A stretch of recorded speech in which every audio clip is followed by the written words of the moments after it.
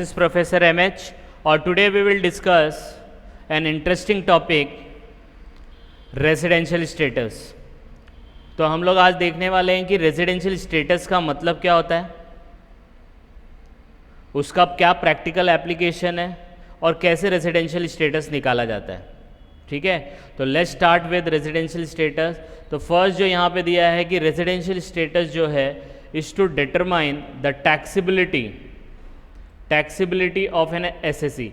अब सबसे पहला हमें ये देखना है एसएससी क्या होता है। तो एसएससी का मतलब होता है कोई भी इंडिविजुअल, जैसे mister Ram, mister Shyam, mister Ajay, mister Vijay, कोई भी कंपनी ले लो, कंपनी कोई भी टाटा कंपनी, बिरला कंपनी, कोई भी कंपनी ले लो, फर्म रहेगा सीए के फर्म या जो भी है, HUF Hindu joint family undivided family होता है वो ले लेने का। तो ये सब एसएससी का हमको डिटरमाइन करना है क्या, टैक्सेबिलिटी। टैक्सेबिलिटी का मतलब होता है कि कौन सी इनकम के ऊपर टैक्स आएगा, कौन सी इनकम के ऊपर टैक्स नहीं आएगा। आई बात समझ में? तो कौन से इनकम के ऊपर टैक्स आएगा, कौन सी इनकम के ऊपर टैक्स नहीं आएगा, that totally depends on residential status. तो रेजिडेंशियल स्टेटस जब आप निकालते हो तो आपको ये पता चलता है कि एसएससी मतलब इंडिविजुअल कंपनी फर्म एचयूएफ को किस इनकम के ऊपर टैक्स देना और किस इनकम के ऊपर टैक्स नहीं देना है, इसलिए रेजिडेंशियल स्टेटस निकाला जाता है।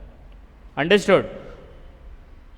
Okay, next is residential status is required to be calculated every year. अब ये याद रखना है कि रेजिडेंशियल स्टेटस जो है वो हर साल कैलकुलेट किया जाता है। तो हर साल मतलब एवरी प्रीवियस ईयर। अब जब प्रीवियस ईयर का नाम आ गया है तो आपको ये याद रखना हमारे लिए प्रीवियस ईयर 2021 है और असेसमेंट ईयर 21-22 है। वो आगे जब आएगा तो मैं और एक्सप्लेन कर दूंगा, लेकिन प्रीवियस ईयर का मतलब ये समझना है जिस साल में आप पैसा कमाते हो, ये याद रखना, जिस साल में आप पैसा कमाते हो उसके ऊपर कितना टैक्स भरना है, कौन सी इनकम के ऊपर भरना है, वो डिसीजन हम लोग जो भी उसका रिटर्न फाइलिंग होता है वो नेक्स्ट ईयर करते हैं। तो return filing is done in the next year, लेकिन income you earn in the previous year. तो आपको अगर एकदम सिंपल लैंग्वेज में बताया कि प्रीवियस ईयर का मतलब क्या है, तो प्रीवियस ईयर वो साल होता है जिस साल में आप इनकम कमाते हो, और असेसमेंट ईयर मतलब नेक्स्ट वाला ईयर, उसमें आपका कैलकुलेशन होता है, आपका रिटर्न फाइलिंग होता है कि कितना इनकम था, क्या टैक्स भरा, क्या भरना है, क्या नहीं भरना है, that you have to do in assessment year. तो जो रेजिडेंशियल स्टेटस होता है वो हर साल निकाला जाता है, एवरी ईयर। अब बोलेंगे जैसे मैं हूं तो मेरा रेजिडेंशियल स्टेटस निकालेंगे हर साल रिटर्न फाइलिंग करने से पहला। लेकिन अगर मैं पैदा भी इंडिया में हुआ हूं और अभी लाइफ में कभी मैं बाहर गांव नहीं गया, पूरा इंडिया में ही हूं, तो मेरा रेजिडेंशियल स्टेटस फिक्स रहेगा, that is resident, ordinary resident. लेकिन ये उन लोगों के लिए रेजिडेंशियल स्टेटस निकाला जाता है जिन लोगों ने इंडिया में भी रहे हैं और इंडिया के बाहर भी रहे हैं, तो उनके लिए रेजिडेंशियल स्टेटस निकालना कंपलसरी हो जाता है। That's why it is calculated, required to be calculated every year. Next is जो भी रेजिडेंशियल स्टेटस आपको निकालना है उसका जो भी प्रोविजन है वो दिया है section 6 of the income tax act. तो ये section 6 of income tax act 1961 के अंदर आता है। तो इसके जो भी प्रोविजन है, कौन कौन से रेजिडेंशियल स्टेटस है, उनकी क्या कंडीशन है, उनको कैसे कैलकुलेट किया जाता है, पूरा का पूरा दिया है section 6 of income tax act 1961 में। ठीक है, next is residential status is broadly classified into 3 categories. तो जो ये रेजिडेंशियल स्टेटस होता है वो 3 पार्ट में डिवाइड है mostly, resident and ordinarily resident, resident and not ordinarily resident और नॉन रेजिडेंट। तो ये 3 स्टेटस आपको निकालना पड़ता है कि कोई भी बंदा अगर इंडिया में टैक्स भरता है तो उसका ये 3 स्टेटस होता है। लेकिन इसमें भी कुछ चेंजेस हैं, that we will see in the next slide. तो आपको ये याद रखना है कि रेजिडेंशियल स्टेटस निकालते हैं, क्यों निकालते हैं? सबसे पहला एवरी ईयर निकालते हैं।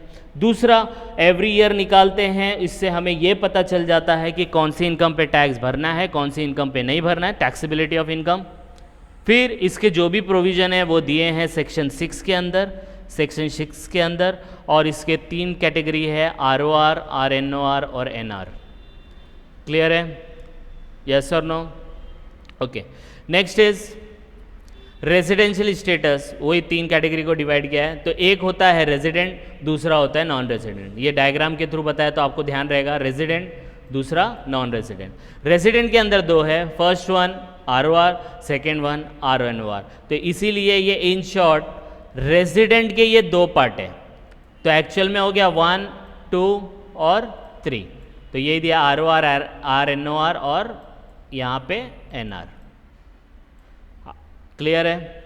ओके, नेक्स्ट एक कॉन्सेप्ट है, नया कॉन्सेप्ट अभी से डाला है, डीम्ड रेसिडेंट का। डीम्ड रेसिडेंट कौन होता है, that we will see in the next slide, may be next video में। और ये के only in case of individual, ये नया कॉन्सेप्ट ये साल से ही डाला है, तो ये डीम्ड रेसिडेंट को हम लोग डीप में देखेंगे इन the next video. Next is in case of individual and HUF they can be either ROR, RNOR और NR। तो ये जो इंडिविजुअल होते हैं ना, इंडिविजुअल और HUF, इंडिविजुअल मतलब mister Ram, mister Shyam, mister Ajay, mister Vijay, जो भी होते हैं, और HUF मतलब हिंदू अनडिवाइडेड फैमिली, नाम के आगे HUF लिखा रहता है। तो इन केस में क्या होगा, आपका स्टेटस या तो ROR आएगा, RNOR आएगा या NR आएगा। मतलब इंडिविजुअल को टैक्स भरना है या HUF को टैक्स भरना है, तो वो इन तीनों में से कोई एक होगा, या तो ROR या तो NR या तो RNOR, ठीक है। लेकिन इंडिविजुअल और HUF को छोड़ के जो भी रहेगा उनका या तो रेजिडेंट होगा या तो नॉन रेजिडेंट होगा।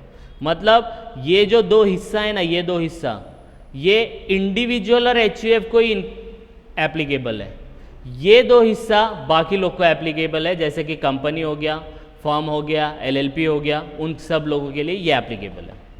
या तो वो रेजिडेंट होंगे इंडिया में कंपनी, या तो वो नॉन रेजिडेंट। कंपनी ROR नहीं हो सकती, RNOR नहीं हो सकती, फर्म ROR नहीं हो सकता, RNOR नहीं हो सकता। आई बात समझे, या तो वो रेजिडेंट होंगे या तो वो नॉन रेजिडेंट होंगे।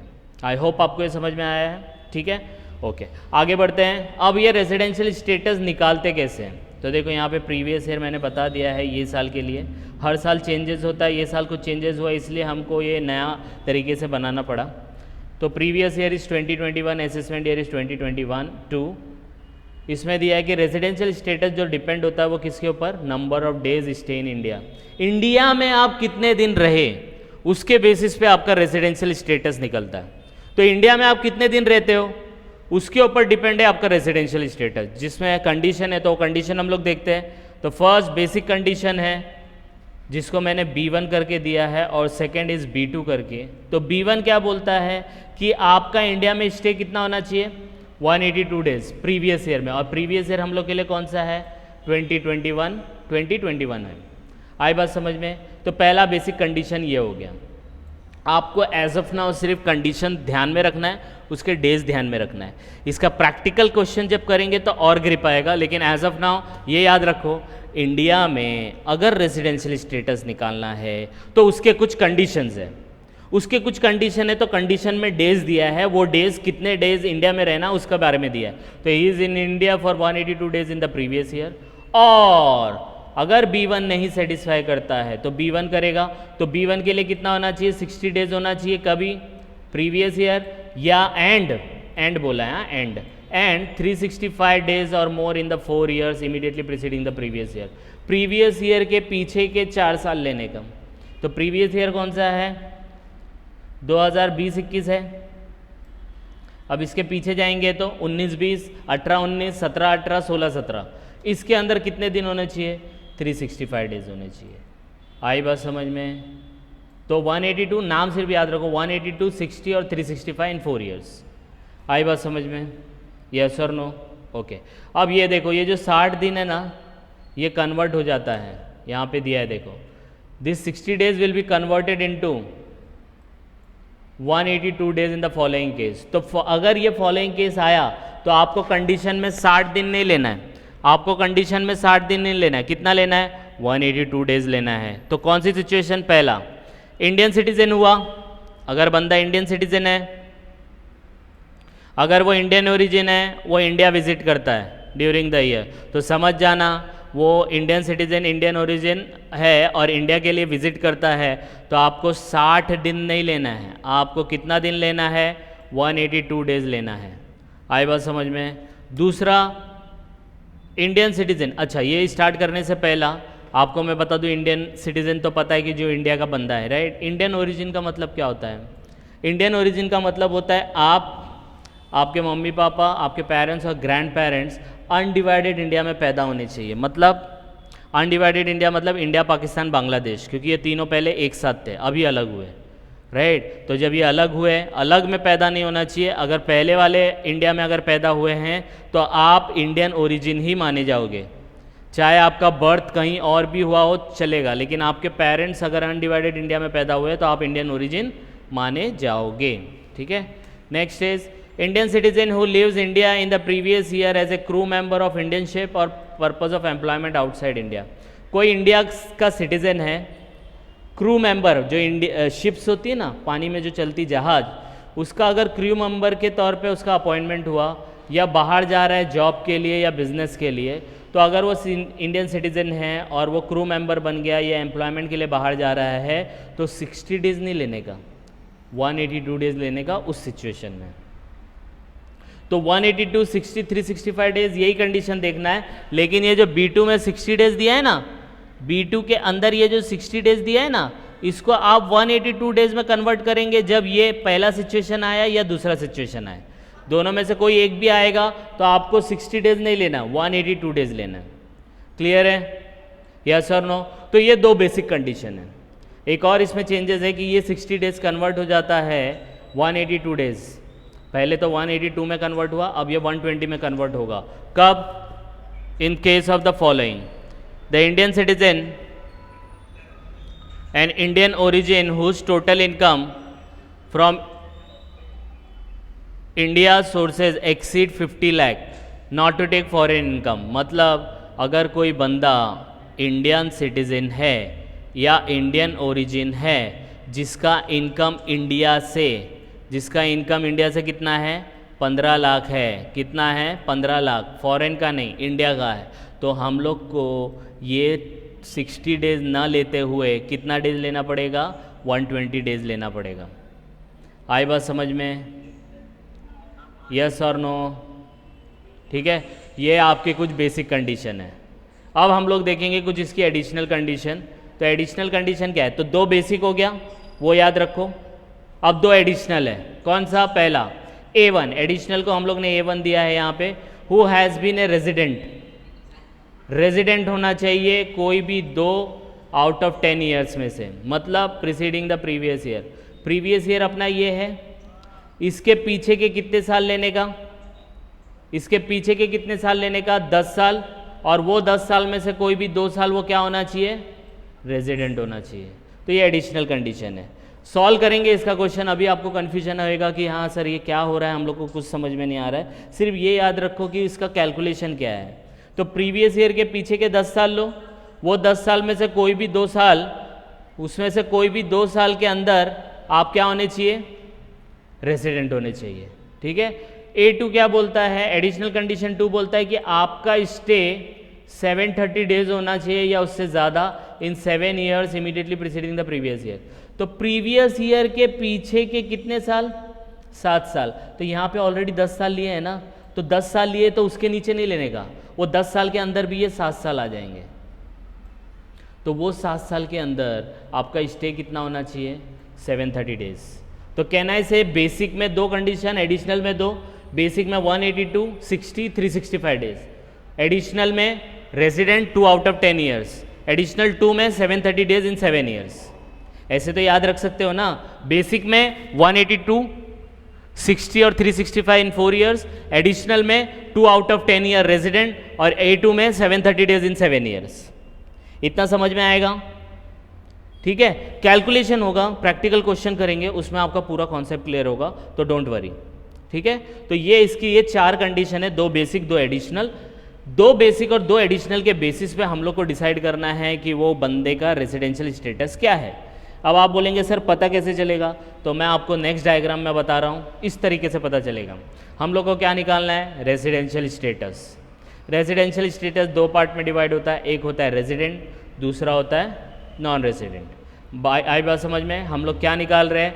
रेजिडेंशियल स्टेटस निकाल रहे हैं। रेजिडेंशियल स्टेटस 2 पार्ट में डिवाइड होता है, resident, non resident, resident, non resident, resident, non resident. आई बात समझ में? अब रेजिडेंट बनना है तो हम लोग के पास 4 कंडीशन है, B1, B2, A1, A2। तो अगर रेजिडेंट बनेगा, पहले ये देखो रेजिडेंट के अंदर 2 है, ROR, RNOR। अब हम लोग का ये पूरा बन जाएगा कि अगर आपको रेजिडेंशियल स्टेटस निकालना है तो रेजिडेंशियल स्टेटस 2 पार्ट में, रेजिडेंट, नॉन रेजिडेंट। रेजिडेंट के अंदर 2 आएगा, resident, ordinary resident, resident and not ordinary. इसको हम लोग ROR बोलते हैं, और इसको RNOR बोलते हैं, ठीक है। अब ये रेजिडेंट बनना है तो B1 या B2 सेटिस्फाई करो, B1 और B2 और बोला है दोनों में से एक। अगर आपने B1 सेटिस्फाई किया तो आप रेजिडेंट बन जाओगे, अगर B1 नहीं किया B2 किया तो आप रेजिडेंट बन जाओगे। लेकिन आपने ना तो B1 किया ना तो B2 किया, तो आप क्या बन जाओगे, आप क्या बन जाओगे, नॉन रेजिडेंट। तो नाइदर B1 और नॉर B2। तो B1 और B2 में से कोई एक कंडीशन सेटिस्फाई किया तो समझ जाओ वो रेजिडेंट है, और दोनों नहीं किया, नीदर ऑफ दिस, तो you will become non resident. आई बात समझ में, यस और नो? ओके। अब रेजिडेंट के अंदर दो है, एक रेजिडेंट एंड ऑर्डिनरी रेजिडेंट जिसको ROR बोलते हैं, और resident and not ordinary resident उसको RNOR बोलते हैं। अभी देखो बेसिक कंडीशन तो यूज़ कर लिया, अब बची क्या, additional condition A1 and A2। तो याद रखना जब वो ROR रहेगा तो both A1 plus A2 satisfy करेगा। तो अगर वो ROR बनता है तो उसको A1 को भी सेटिस्फाई करना पड़ेगा और A2 को भी करना पड़ेगा। अगर उसने A1 किया A2 नहीं किया, A1 नहीं किया A2 किया, या दोनों नहीं किया, तो समझ जाना वो RNOR है। देखो यहाँ पे दिया है ईदर A1 और A2 और नीदर A1 नॉर A2। आई बात समझ में? तो रेजिडेंट बनने के लिए आपको B1 में से B2 में से कोई एक कंडीशन सेटिस्फाई करनी है। अगर दोनों नहीं किया तो आप नॉन रेजिडेंट बन जाओगे, और एक बार आप नॉन रेजिडेंट बन जाओगे तो A1 और A2 का ज़रूरत नहीं है। A1 और A2 की ज़रूरत हमें इनके लिए यूज़ करनी पड़ती है। अगर दोनों सेटिस्फाई किया A1 एंड A2 तो वो ऑर्डिनरी रेजिडेंट बनेगा। अगर वो A1 और A2 में से कोई भी नहीं किया या कोई एक किया तो वो बन जाएगा नॉट ऑर्डिनरी रेजिडेंट। समझ में आया कॉन्सेप्ट, यस और नो? राइट। तो this is all about the basic introduction of residential status. एक नया कॉन्सेप्ट आया deemed resident, that we will see in the next video. By the time you just refer this video, और कुछ doubt आएगा तो you can comment, and please like and subscribe for more videos. Thank you.